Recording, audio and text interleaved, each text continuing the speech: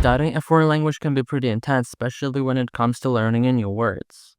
According to statistics, in order to reach B1 level of language, you have to study 3,000 words.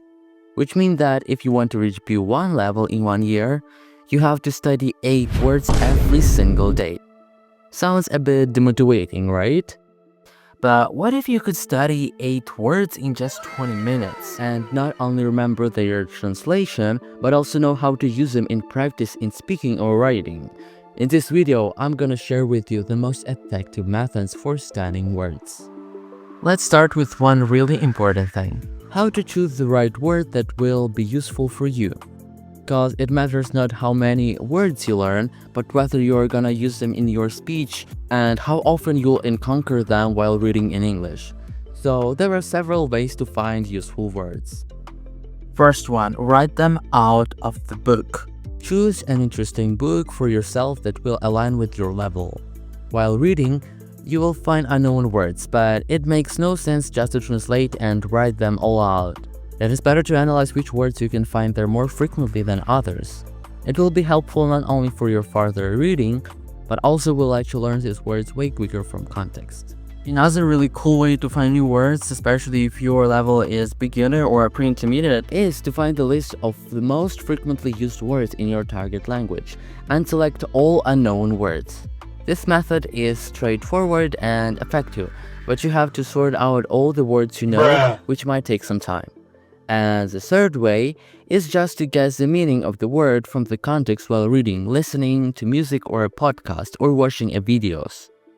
And if you find this word useful, you can save it for further learning. Now let's move on to the most important part of this video: how to actually study effectively new words. Therefore, it involves learning words from the context. What does it mean? Suppose you have written out 10 words, either from the book or from the level-based vocabulary list, it doesn't matter. Then you go to any online dictionary, I prefer Cambridge, and save an example of a sentence with this word. After that, you have to create flashcards, but not regular flashcards. Replace the target word with dots or just leave blank space. It will be our definition of the word, and on the term side, put the word you're learning. In this way, you're gonna look at a sentence with missed word you're intending to study, and by guessing the meaning from the context and by seeing in which way it can be used in the sentence, you will not only memorize it fast, but you will also be able to use it in your own sentence, in speech or essay. You will have to flip the flashcard a few times in order to memorize the word. But in comparison to flashcards in which you have a word on one side and its translation on the other, your brain memorizes it by processing the information.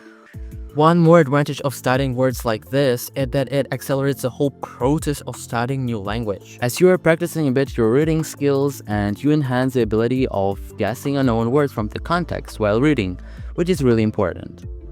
You can also create flashcards using ChatGPT.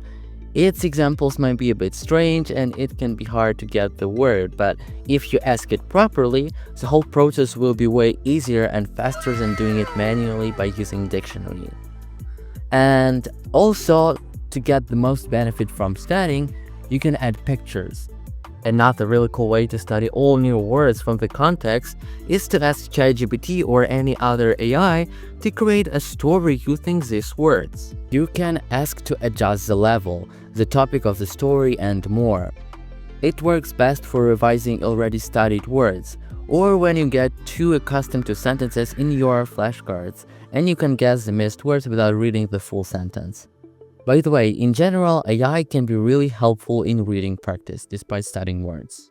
Another technique without which the learning process will last forever is making visualizations and associations. It is most general one, and probably you heard about that but didn't realize how beneficial it can be.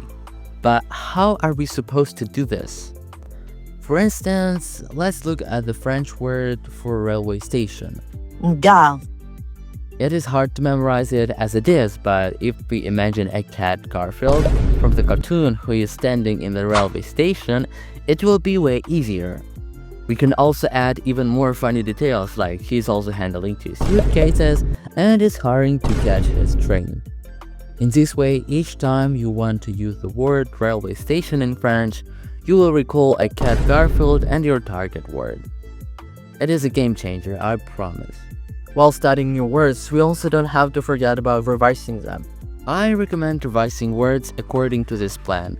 1 day after you've learned them, in 1 week, in 3 weeks, and in 1 month. And this way you will revise them only 4 times, but will memorize them pretty well. In conclusion, I just want to say that all of these methods should work together in order to be the most effective. First, you have to pick important words that will be useful in your further language learning process. Then you have to learn them by creating flashcards with sentences in which these words are used. By learning the words with the help of flashcards, you should also make associations and visualizations. After learning all the words by using flashcards, it's better to read a few stories generated by AI in order to scope all cases of how a specific word can be used. And the final part, revision. Revise them in 1 day, in 1 week, in 3 weeks, and in 1 month. By using this technique, you will be able to learn on average from 5 to 40 words daily, depending on your goals. Thanks for watching, and if you like this video, you can hit the like button and subscribe to my channel. Don't forget to share this video with your friends who are also struggling with studying words.